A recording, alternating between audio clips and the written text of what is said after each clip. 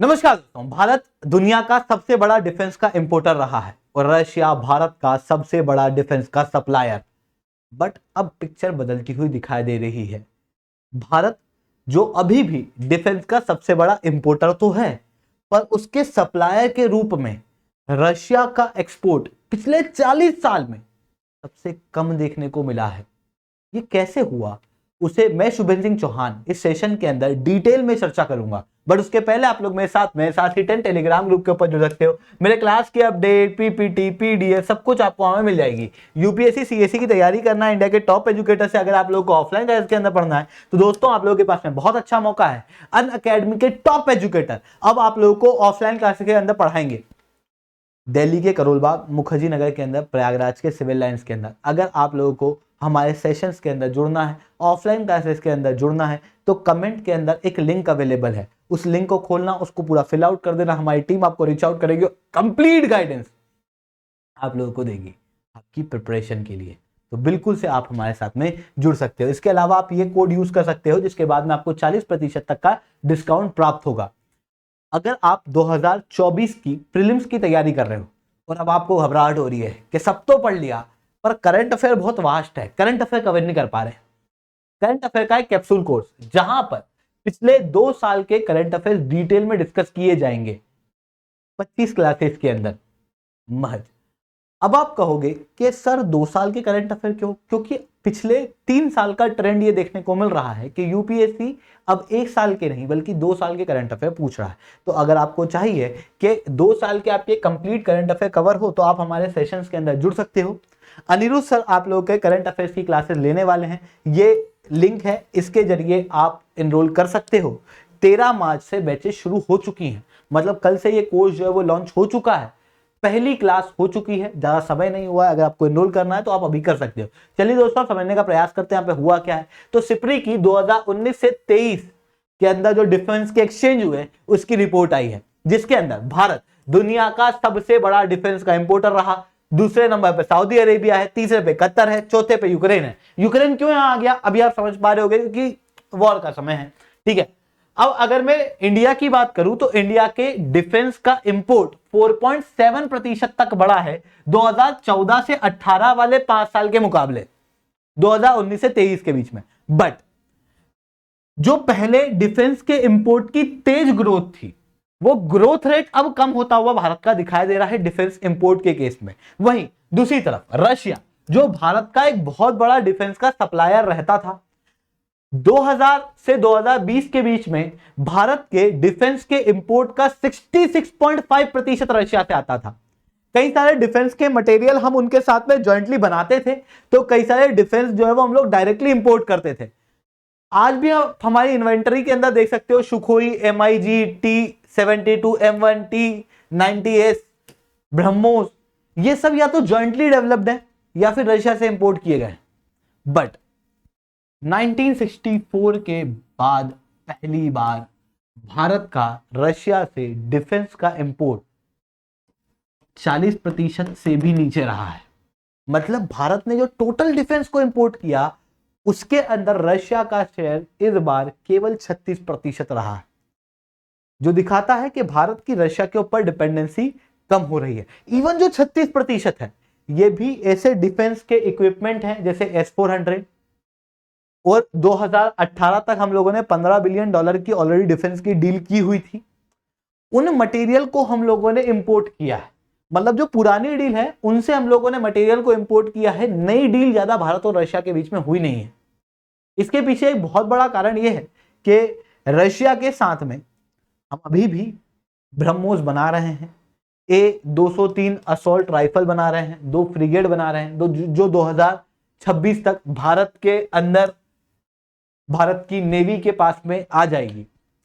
मतलब रशिया के साथ में हम डिफेंस के अंदर कोलैबोरेट तो कर रहे हैं, पर रशिया के अभी खुद के इंटरनल इशू चल रहे हैं। रशिया खुद वॉर में बिजी है। ऐसी कंडीशन में हम उनके डिफेंस इक्विपमेंट ज्यादा नहीं ले रहे हैं और वो खुद भी नहीं दे पा रहे हैं। अब पर भारत के अंदर इनसिक्योरिटी है। भारत की नॉर्दर्न बॉर्डर पे हम टॉप इंपोर्टर हैं इसलिए क्योंकि हमारी नॉर्दर्न बॉर्डर के ऊपर 2 तरफ से खतरा है। एक तरफ पाकिस्तान है और दूसरी तरफ चाइना है। और दोनों न्यूक्लियर वेपन कंट्री है। ऐसी कंडीशन में डिटरेंस को कंटिन्यू रखने के लिए हम लोगों को भारी मात्रा में डिफेंस की आवश्यकता पड़ती है, और भारत के अंदर डिफेंस बनाने की कैपेबिलिटीज अभी बहुत ज्यादा नहीं है डिफेंस मंत्रालय के अनुसार। ऐसी कंडीशन के अंदर हम लोग को डिफेंस को इंपोर्ट करना पड़ता है। इसी कारण से भारत जो है वो टॉप इंपोर्टर के रूप में देखने को मिला है। पर अगर रशिया से नहीं लिए डिफेंस तो किससे लिए? यूनाइटेड स्टेट और फ्रांस से हमारे डिफेंस के इंपोर्ट फिर बढ़े हैं। अब यहां पर जब आप इस रैंकिंग को देखोगे तो ध्यान से देखना, यहां पर एक और देश दिखा दे रहा है, पाकिस्तान। पाकिस्तान जो कि कैश ट्रैप्ड हो चुका था।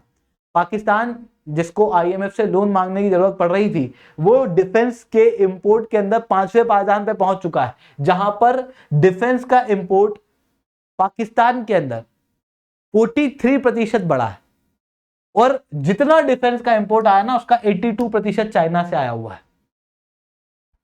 मतलब पाकिस्तान भारी मात्रा में डिफेंस को इंपोर्ट कर रहा है, या कहूं चाइना जो है वो अपने सस्ते डिफेंस के इक्विपमेंट जो कि कम क्वालिटी के हैं वो पाकिस्तान को चिपका रहा है।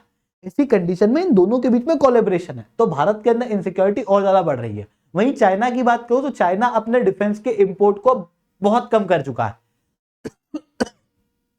और चाइना अब नेट डिफेंस एक्सपोर्टर बन चुका है। चाइना इवन रशिया को भी डिफेंस का एक्सपोर्ट कर रहा है। इसी कंडीशन में भारत को भी यही स्ट्रेटेजी अपनाना चाहिए। भारत के अंदर भी हम लोगों को डिफेंस का प्रोडक्शन करना चाहिए और दूसरे देशों को एक्सपोर्ट करना चाहिए। बिल्कुल सही बात है, भारत वो करने का प्रयास भी कर रहा है। पर ऐसा तो नहीं होगा कि कल हमने सोचा कि अब डिफेंस का एक्सपोर्ट करेंगे और अचानक से डिफेंस बन जाए और हम एक्सपोर्ट करने लग जाए। जो बने हुए डिफेंस है उनको हम एक्सपोर्ट कर रहे हैं, और भारत के अंदर जो कंपनियां हैं, प्राइवेट कंपनियां, उनको भी अब हम लोग डिफेंस के अंदर प्रमोट कर रहे हैं। एग्जाम्पल के स्वरूप में बताता हूं तो भारत का डिफेंस का एक्सपोर्ट 15,000 करोड़ क्रॉस कर गया था 2022-23 के अंदर, जो 10 गुना था पिछले सालों के मुकाबले। वहीं 2024-25 तक हमारा टारगेट है कि $5 बिलियन का डिफेंस का एक्सपोर्ट करना है। और ऐसा नहीं है केवल टारगेट सेट करके छोड़ दिया है, हम इसके ऊपर काम भी करना है। कई सारे डिफेंस के अंदर रिफॉर्म किए गए हैं, डिफेंस पार्क खोले गए हैं, पलक्कड़ वगैरह के अंदर डिफेंस इंडस्ट्रियल कॉरिडोर खोला गया है, आईडेक्स प्रोग्राम चलाया गया है। इन सारी चीजों के चलते कई सारे देश अब भारत के डिफेंस के अंदर इंटरेस्टेड देखने को मिल रहे हैं। भारत की एग्जिम बैंक के डाटा के अनुसार मॉरिशस, मोजाम्बिक, सेचिलीस के अंदर भारत का डिफेंस का एक्सपोर्ट 2017 से 21 के बीच में सबसे ज्यादा रहा है। वहीं भारत सबसे ज्यादा डिफेंस म्यांमार को एक्सपोर्ट करता है, दूसरे नंबर पे श्रीलंका को, और फिर तीसरे नंबर पे अर्मेनिया को।